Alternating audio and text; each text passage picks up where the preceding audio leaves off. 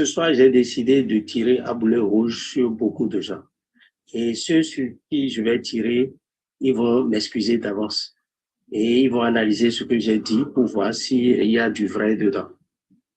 Je vais déjà commencer par tirer à boulet rouge sur les hommes spirituels qui sont au Bénin et plus particulièrement ceux qui sont autour du pouvoir. Je sais que parmi eux, il y a des gens de très haut niveau qui disposent de pouvoirs très élevés, très puissants, et qui sont en mesure de disperser ces soi-disant terreau. Je précise soi-disant. Le mot soi-disant, il faut le souligner triple trait rouge. Ces soi-disant terreau, ils sont capables de les dérouter. Ils sont capables même de sécuriser nos frontières. Les recettes qu'on peut utiliser, ils les connaissent. Et quand je le dis, Maître Adjaboué le dit, ils m'écoutent. En ce moment, ils savent de quoi je parle et nous savons de quoi nous parlons.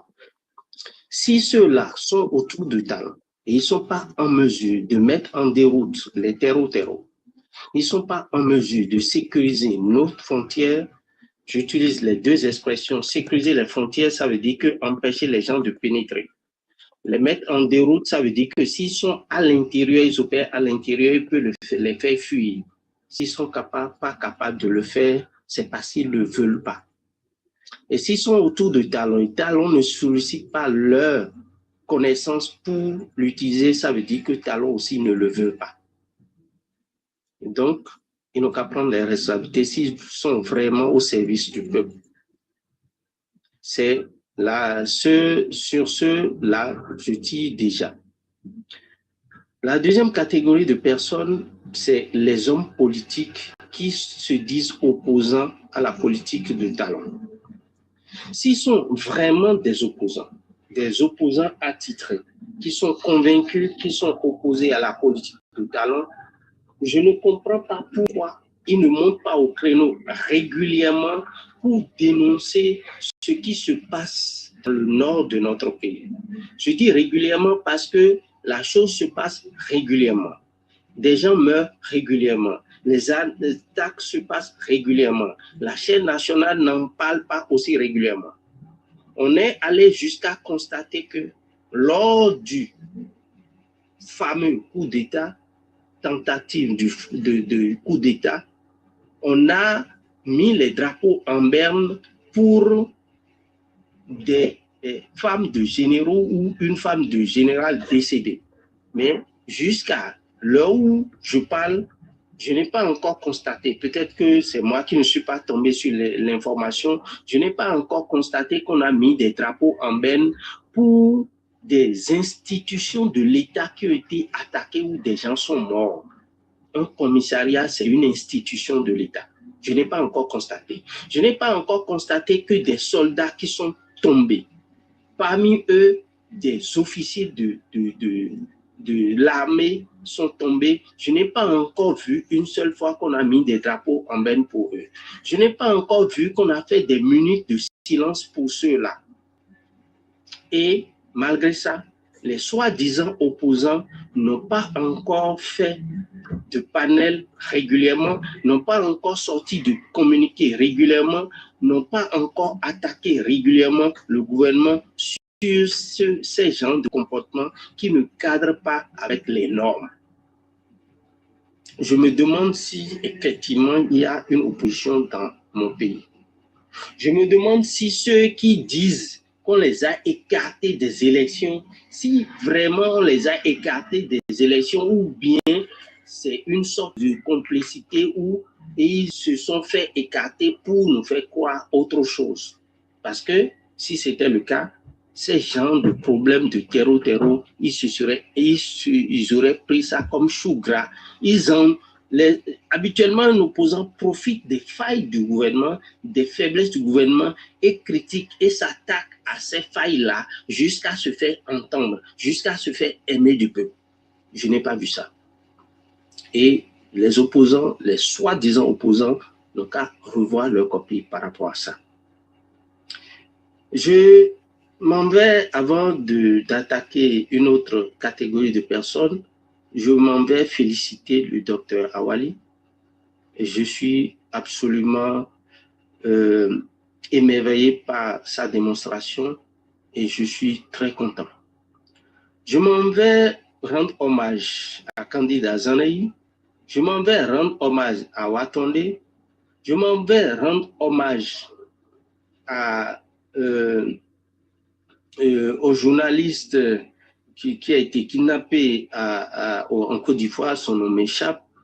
Je m'en vais rendre hommage à celui qu'on a pris pour frère Rumvi et on l'a martyrisé jusqu'à le condamner. Je m'en vais rendre hommage à tous ceux qui sont tombés sous le coup de la criette et de l'OCRC parce qu'ils sont tentés de dénoncer ce qui n'est pas bon. Je m'en vais rendre hommage à ceux-là et je demande que Azé Minona rende justice à ceux-là. Je demande que la justice suprême de la Marthe tombe pour que ceux-là, justice leur soit véritablement rendue. Les condamnations que les hommes en blouse noire ou rouge ont faites, peut-être que c'est ce que l'invisible aurait voulu, mais je ne sais pas. C'est pourquoi je demande à ce que la justice de la Marthe tombe réellement et rende justice à tous ceux-là. Je m'en vais rendre hommage à Louis-Philippe Ronéon, pour lequel un clin d'œil a été fait dans ce débat. Je voudrais profiter de la présence du sénateur pour dire quelque chose. Je l'ai suivi pendant des mois et j'ai vu les informations très pertinentes qu'il apporte sur la gestion de talents, sur Soglo, sur Yahi. J'apprécie beaucoup tout ce qu'il a dit, qui sont des vérités sur ces gestions jusqu'à Talon et ce que Talon fait de notre pays. Mais je ne suis toujours pas satisfait. Je ne suis pas satisfait parce que quand je fais l'analyse depuis tout ce temps jusqu'à aujourd'hui, je me rends compte qu'il y a plus une attaque de personnes plutôt que la préoccupation fondamentale du peuple. Le peuple veut des gens qui agissent pour l'aider à sortir des ornières. Le peuple veut des gens qui ont la possibilité de les aider à sortir de ce qu'ils vivent. Pas de ceux qui vont critiquer, continuer simplement à critiquer le pouvoir, les hommes autour du pouvoir, ce qu'ils ont fait de mal, ainsi de suite. Non. Donc, je voudrais demander aux sénateurs d'aller plus loin. D'aller plus loin, de ne pas se contenter uniquement de critiquer ce qu'ils ont fait de mal pour maîtriser le peuple, pour nous apporter les informations. Oui, c'est bon, on a les informations. Mais concrètement, qu'est-ce qu'on fait pour sortir le peuple de là?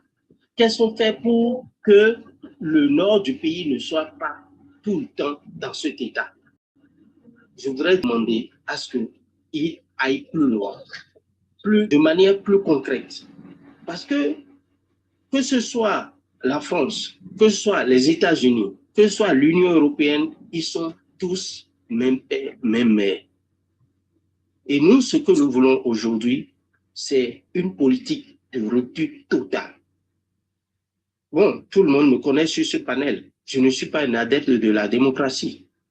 Pendant que tout le monde vante les mérites de la démocratie, je ne suis pas dans cette logique, puisque la démocratie qu'on m'a apportée dans mon pays en 1990 jusqu'à ce jour n'a encore rien apporté au peuple, mais c'est seulement ceux-là qui ont apporté la démocratie qui se font appeler hommes politiques, c'est toujours eux qui en ont profité jusqu'à ce jour. Et puisque pour moi, le peuple n'en a jamais profité, pour moi, c'est pas encore ce qu'il faut. Il faut trouver une autre formule. Même ça peut être une formule tropicalisée ou nationalisée, mais il faut trouver une autre formule. Et l'autre chose, je m'en vais attaquer pour finir les diplomates. Il y a beaucoup de diplomates dans notre pays, des diplomates de carrière, des gens qui ont été formés pour la diplomatie. Et à part l'ancien ministre de la diplomatie béninoise, qui a élevé une fois le ton après cette sortie du gouvernement pour montrer que la diplomatie béninoise est totalement catastrophique, et pourtant il a été à ce poste, ça veut dire qu'on ne lui a certainement pas laissé les mains libres au moment où il était à ce poste. À part lui, je n'ai pas vu les diplomates béninois, qu'ils ne soient plus en fonction, ils ont été en fonction à un certain moment, je ne les ai pas vus réagir. Et je voudrais qu'ils réagissent. Je voudrais tirer également sur eux aujourd'hui pour dire qu'ils sont nuls. S'ils n'étaient pas nuls, ils auraient réagi pour montrer que la démocratie béninoise, la diplomatie béninoise est totalement catastrophique. Et il faut qu'ils remettent. Il y a beaucoup d'anciens ambassadeurs. Il y en a beaucoup. Ils sont où? Pourquoi ils ne réagissent pas? Il y a plein de gens qui n'ont pas encore été ambassadeurs, mais qui ont travaillé au ministère des Affaires étrangères. Ils sont où? Ils n'ont qu'à sortir pour parler pour le peuple. Même si aujourd'hui on ne les autorise pas au niveau de la chaîne nationale, au niveau des journaux du Bénin, il y a au moins les pages TikTok. Il y a des panels comme Bi Africa, des panels comme Oba, des panels comme Georgia, des panels comme le Russe, qui donnent la possibilité à tout le monde, à tous les camps, de s'exprimer. Ils sont où? Pourquoi ils ne s'expriment pas pour éclairer la lanterne du peuple? Parce que beaucoup de gens aujourd'hui défendent aveuglément le pouvoir parce qu'ils n'ont pas l'information, parce qu'ils ne savent pas comment ça fonctionne. Ils sont où, ces diplomates? Voilà ce que j'avais à dire ce soir. Voilà mon coup de gueule. Je vous remercie. Merci beaucoup, Maître Adjaboué. Les amis, tapotez le live et partagez. Et puis ceux qui nous suivent sur Facebook et YouTube, partagez le live aussi. Bi Africa. Oui, oui. Si vous permettez, il a soulevé un certain nombre de problématiques auxquelles je vais donner quelques réponses. Ok, allez-y, on vous écoute, oui. Merci bien. Et merci à l'intervenant. Franchement, il a été très direct et très clair. Et un certain nombre de questionnements qui demandent que quelqu'un qui est sur le terrain réponde avec clarté aussi. Il a parlé d'abord de l'opposition. Lorsque moi je suis pour la mandature sortante, je suis député suppléant du Parti Les Démocrates. Et je sais que dans le Parti Les Démocrates, depuis longtemps, il y a un groupe de jeunes et même certains sages qui militent effectivement pour que le président Patrice Talon change de cap. Mais au même moment, dans l'opposition, même dans le Parti Les Démocrates, il y en a beaucoup qui sont plus des supporters et même des adeptes du président Patrice Talon. Dans la nuit et dans la journée, ils font semblant d'être opposants. Dans ce schéma-là, rien ne peut marcher. C'est comme si vous faites une lutte ensemble, mais vous n'avez pas une même vision, vous n'avez pas une même conviction, vous n'avez pas les mêmes objectifs. C'est ça qui a fragilisé l'opposition. Et c'est depuis longtemps, lorsque le ministre Azanaï a démissionné, et en 2019, pour la législature monocolore que nous avons connue, déjà, le ministre Azanaï, moi, je suis vraiment quelqu'un qui l'admire beaucoup. Je me suis approché de lui et j'ai maintes fois appelé notre formation politique à faire des démarches pour l'intégrer dans le groupe afin de faire la lutte ensemble. Mais comme les gens ont les intérêts et qui sont dans ce gouvernement, parce qu'il y a des gens qui ont des contrats avec ce gouvernement-là et qui sont dans le Parti Les Démocrates, comment on peut être sur une branche et la scier? Donc, nous, franchement, nous avons souffert. Dans l'opposition, nous avons souffert parce que les gens pensent que nous sommes arrivés avec des nouvelles idées et de nouvelles pensées et nous voulons les écarter de leur pitance quotidienne. Donc, l'opposition, en quelque sorte, a été fragilisée par elle-même. Parce que en elle-même, il y en a qui scient l'opposition. Ça fait que la lutte n'a pas payé. Tandis que Azanaï, en 2019, disait qu'il faut taire nos logos, il faut taire nos égos. pour aller à l'élection de 2019. Parce qu'en ce moment-là, restaurer l'espoir pouvait servir de canal pour que nous allions à l'élection législative de 2019. Mais comme les gens avaient les intérêts différents, ils n'ont pas accepté. Donc, je pense qu'aujourd'hui, le président Patrice Talon n'aurait pas réussi ce qu'il a réussi à faire de notre pays. Quand vous avez parlé du plan spirituel, quand nous prenons le président Patrice Talon sur le plan spirituel, il ne vaut rien.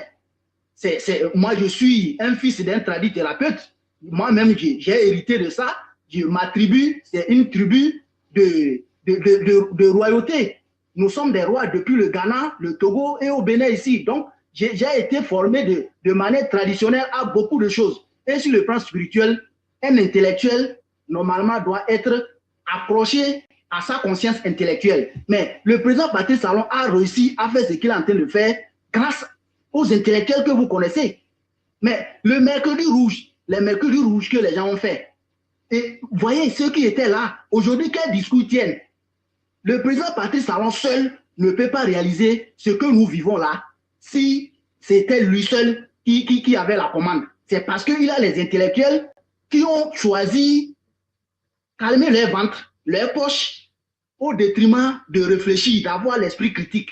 C'est ça qui nous tue au Bénin actuellement. Et lorsque vous sortez de leur cadre, ils font tout possible pour vous abattre. Mais je vais vous rassurer, aujourd'hui, les prisons ne font plus peur à personne.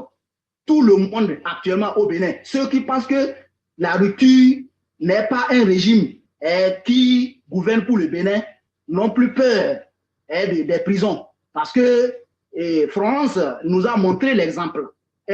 Avant elle, et le ministre Azanaï, lorsqu'il voulait rentrer dans le fourgon des policiers, il disait qu'il est un guerrier.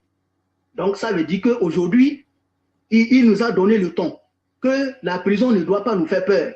Et au même moment, je vais enchaîner avec votre reproche que vous faites à notre aîné Martin Rodriguez. Vous savez, nous sommes formés et nous comprenons parfois mieux certaines questions.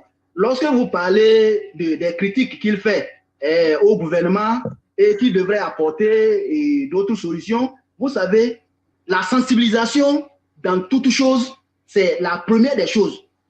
Lorsque vous voulez faire une lutte, si vous ne sensibilisez pas le peuple, vous n'allez pas atteindre les objectifs. Mais imaginez, lorsque vous voulez faire une guerre, vous n'avez pas formé les soldats et vous achetez les armes pour les donner à d'aller au front. Et comment ils ne sauront même pas communiquer d'abord entre eux? Comment coordonner l'opération? Comment tirer? Ils ne sauront pas.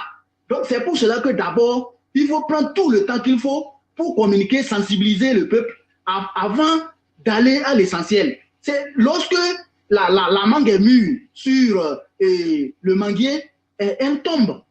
Lorsque le peuple sera mûr dans la tête de nos citoyens, et tout sera rentré, et qu'ils sauront que effectivement, actuellement là où nous sommes, nos droits sont bafoués, et que c'est seulement nos devoirs qu'on nous demande, mais ils vont se révolter. C'est clair. Donc c'est ce travail-là que nous sommes en train de faire actuellement.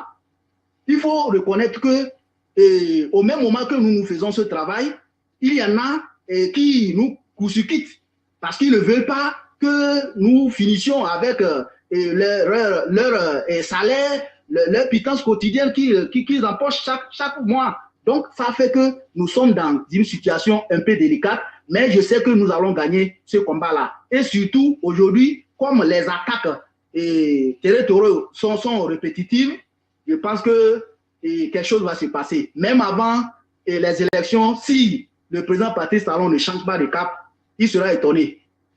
Je vous remercie. OK, merci beaucoup. Comme M. Rodriguez avait été... Vous avez entendu la dernière phrase? Biafrika, pardon de vous avoir coupé, pardon. Oui, je disais tantôt, comme M. Rodriguez avait été interpellé dans l'intervention de Maître Adiagbé, je vais lui permettre de réagir à l'intervention de Maître Adiagbé, mais ainsi il a d'autres éléments à apporter à ce qu'il a déjà dit lors de sa première prise de parole, et il peut profiter pour le faire. Monsieur Rodriguez, est-ce que vous êtes là? Vous pouvez ouvrir votre micro. Donc, les amis, continuez à tapoter le live, à partager aussi. On est encore là. C'est le vendredi, on peut rester un peu plus tard, bien sûr. Allez-y, on vous écoute. C'est vendredi, moi, je suis à la mosquée. À la mosquée. Moi, je suis au temple, comment ils appellent ça déjà? Chez le Bouddha. Ah, ok. Je suis à la mosquée. Beaucoup plus tard, tout à l'heure, je vais rentrer dans le Shabbat. Ok. Je fais toutes les religions. Dimanche, je serai à l'église. C'est les carrés maintenant. Hein. Ils sont bouddhistes. Ok, merci beaucoup. Ok, on vous écoute, M. Rodriguez. Ok. Il y a un monsieur qui m'a interpellé.